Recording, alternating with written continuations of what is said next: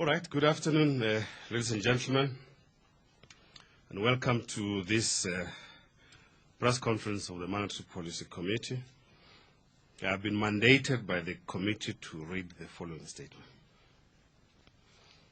There are encouraging signs that the global slowdown may have reached its lower turning point, although the speed and extent of the recovery are still subject to a high degree of uncertainty. The South African economy appears to be lagging behind these international developments, and it is likely that the domestic economy contracted again in the second quarter of this year. The domestic economy remains constrained by weak global and domestic demand. The targeted inflation measure declined materially in June, but is still outside the inflation target range. In other words, outside the upper limits of the inflation targeting range. Expectations are that it will take some time before inflation returns to within the target range on a sustainable basis. Cost push pressures appear to be the main source of upside risk to the inflation outlook. I may also add that there are structural rigidities that are also a cause for concern. The year-on-year inflation rate, as measured by the Consumer Price Index, CPI, for all urban areas, declined from 8% in May 2009 to 6.9% in June. The main driving forces to the inflation outcome were food and non-alcoholic beverages, housing and utilities, and miscellaneous goods and services. Each of these categories contributed some 1.6 percentage points to the CPI inflation. Petrol prices declined at a year-on-year rate of 25%, despite the 17 cents per litre increase in the petrol price in June. Administered price inflation, excluding petrol prices, measured 9.1% in June, with electricity prices increasing by 28.6%. Producer prices declined at a year-on-year rate of 4.1% in June, compared with a decline of 3% in May. Prices of mining and chemical products were the main contributors to this trend. And there was also further moderation in food price inflation. Prices of agricultural products declined at a year-on-year rate of 1.7%, while prices of manufactured food products increased at a rate of 3.7%, compared with a rate of 6.2% in the previous month. The most recent CPI inflation forecast by the staff of the South African Reserve Bank remained more or less unchanged compared to the previous forecast. However, CPI inflation is expected to continue its moderate downward trend and to enter the target range during the second quarter of 2010, and to remain within the target range for the rest of the forecast period ending 2011. I emphasize again that these are forecasts. These projections are broadly in line with the Reuters consensus survey of private sector analysts. The most recent such survey for July indicates that analysts expect inflation to decline to within the target range during the second quarter of 2010 and to average 5.8% and 5.6% in 2010 and 2011 respectively. Expectations derived from the yield differential between conventional government bonds and inflation-linked bonds have remained within the target range over the short to medium-term maturities. The outlook for the international economy appears to have improved, and some of my colleagues have referred to this as some kind of green shoots. The cautious optimism that the bottom of the cycle might have been reached continues to prevail, although some analysts still doubt the strength and sustainability of this recovery. The recovery is also not expected to be uniform across countries or regions. According to the July 2009 World Economic Outlook produced by the International Monetary Fund, global output is expected to contract by 1.4% in 2009 before recovering to 2.5% in 2010. The developed economies are expected to grow by 0.6%, while growth in emerging economies is expected to average 4.7% in 2010. At this stage, global inflation appears to be under control, despite the significant monetary accommodation in a number of developed economies. Domestic economic conditions remain very much subdued amid indications that the economy contracted again in the second quarter of 2009, although at a slower rate of contraction than in the previous quarter.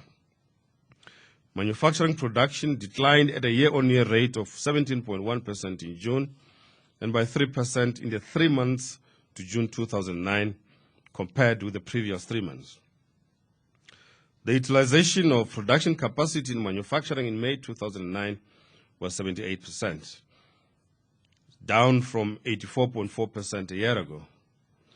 The Kagiso BR Purchasing Managers Index, the PMI, declined in July, indicating that the difficult conditions in the manufacturing sector are likely to persist.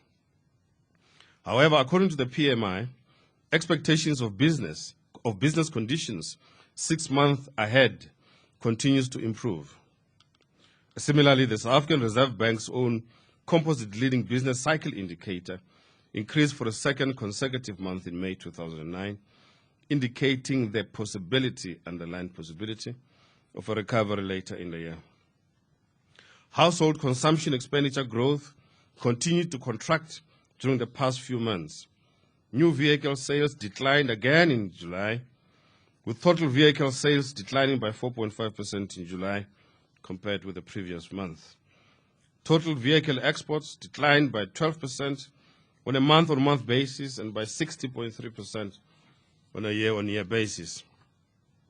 Retail trade sales contracted at a seasonally adjusted rate of 3.6% in the second quarter of 2009 compared with the first quarter.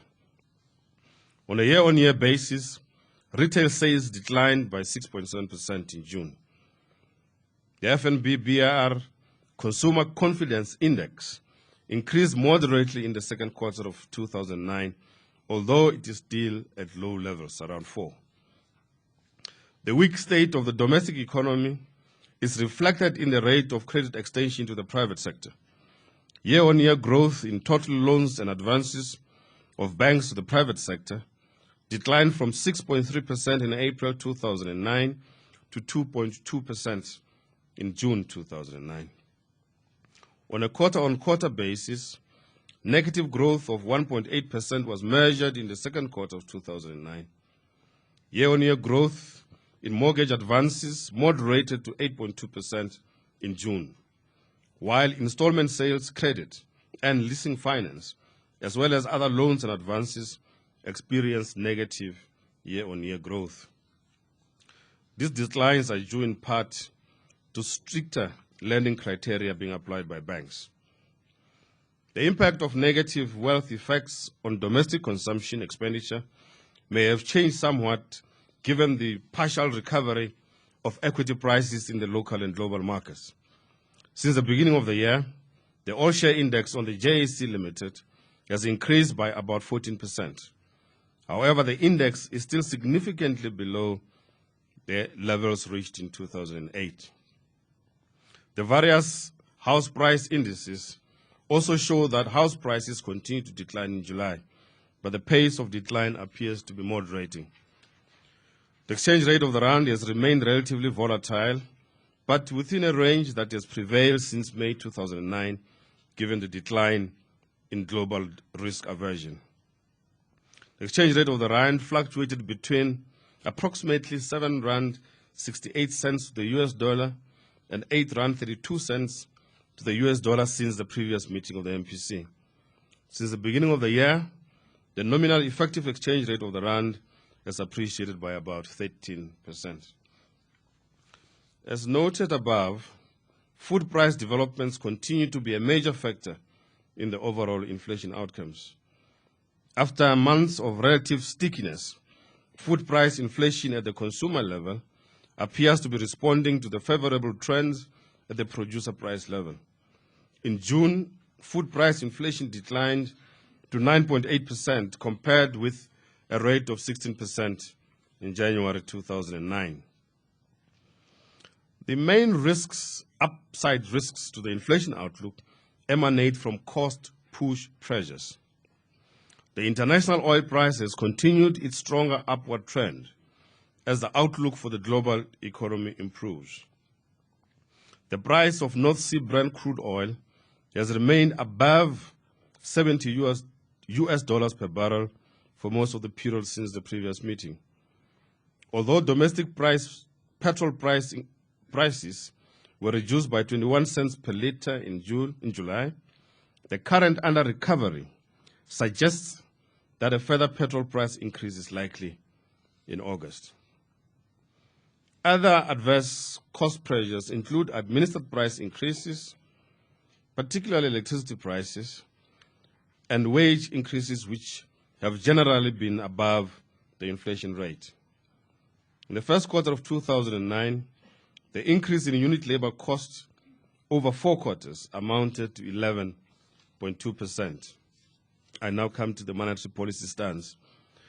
The Monetary Policy Committee is of the view that notwithstanding upside cost pressures, the adverse economic conditions appear to tilt the balance of risks to the inflation outlook towards the downside over the medium term. The MPC has therefore decided to reduce the repurchase rate by 50 basis points to 7% per annum with effect from the 14th of August 2009. That's the end of the statement. Thank you very much. Are there any questions at all? Miriam. Good afternoon, Governor. Good afternoon, ma'am. It's Miriam Issa from Business Day. I have a couple of questions, if I may. One, was this an easy decision to make, or was there a strong argument within the MPC for keeping rates unchanged, given the upward risks to inflation? The second question is about the rand. A lot of people are now saying that its strength is a problem for the manufacturing sector, and I wondered whether the bank has a view on that. Thank you.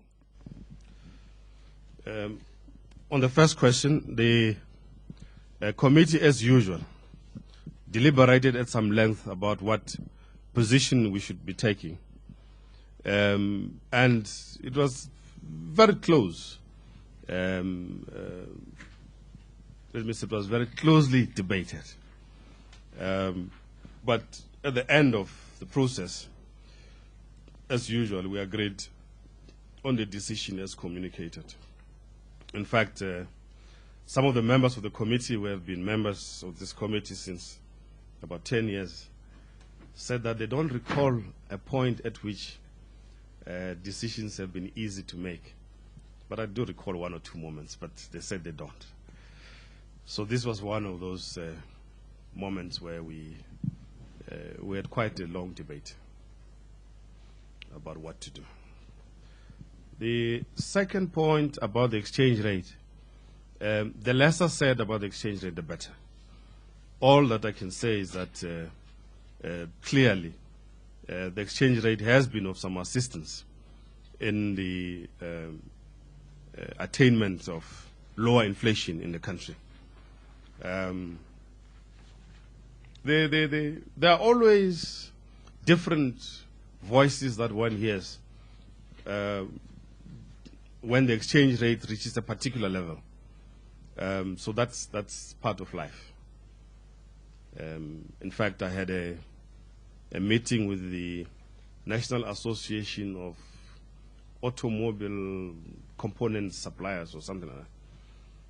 And they were really banging their fists on the lunch table about the exchange rate, and I indicated that the bank is not in the business really of making decisions to favor one or the other sector of the economy. Yes, ma'am. I keep forgetting your name. Candy. Okay. Hi, Candy. How are you, How are you Governor? doing today? I'm great, and you? Oh, you look good. Thank you. Always looking good. Okay, Governor, Candy from Summit. First question is, you've hinted that the domestic economy is likely to contract in the second quarter. Fair and fine, what's going to happen in the third quarter? And then, have we reached sort of the end of the cutting, rate cutting cycle? And could this How do you know that? I'm asking. Oh.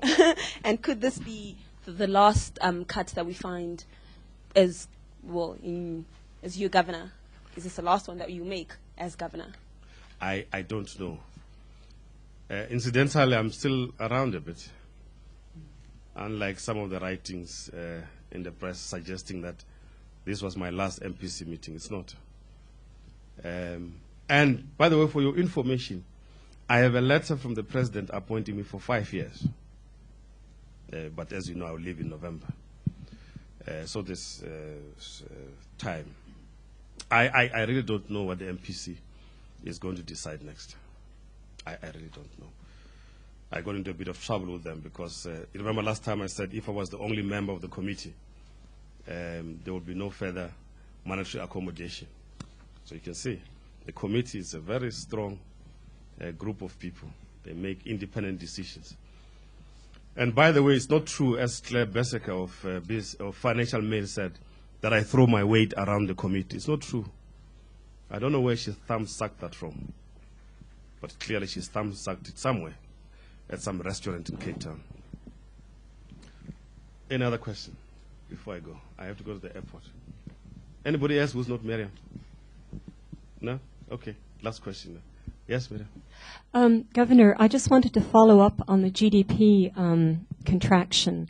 Was it, given what the bank knows about the economy so far, is the contraction a lot less than it was in the first quarter? No. As we say in the statement, we think that the second quarter also will show a contraction, but not of the same magnitude as in the first quarter. I think that's what we're saying there. Okay. Yeah. Is there? But this is preliminary indications. I think the hard figures will probably come out next week or so. Yeah. There's been some concern about the potential rate of growth in South Africa, that it may have slowed down as well. In the past, the bank has estimated it at 4.5%. Yes, yeah. Can you elaborate on that? Well, one can come to the conclusion that given the contraction of the economy, that potential output as well has come down. Whatever that number is, clearly the output gap has widened anyway, given the negative growth rates that we've seen in the first quarter and probably in the second quarter, as I say. Yes, ma'am. Last question. I think you might have just forgotten to answer my first question. I asked whether, you've mentioned that the economy is likely to contract in the second quarter. Third quarter, any predictions what it might look like? I think we'll have to wait a bit for the third quarter. Yeah. Okay. I can see we're fishing now. Eh? Yes, sir. Have you got time for one more question? Yeah, one more. I have to rush to the airport. It's just a short one. Yeah. Dennis Stradum from Soccer 24 Yes. with Beeld. Is inflation targeting still alive and well in South Africa, Mr. Governor? The bank is proceeding from the point of view that we have a mandate to bring inflation within the target range. I haven't heard anything to the contrary from the government. And we take our mandate, as you know, from the government. The government hasn't changed its view, or at least has not informed me of any change in the view. So as far as I'm concerned, we're operating under the same inflation targeting framework.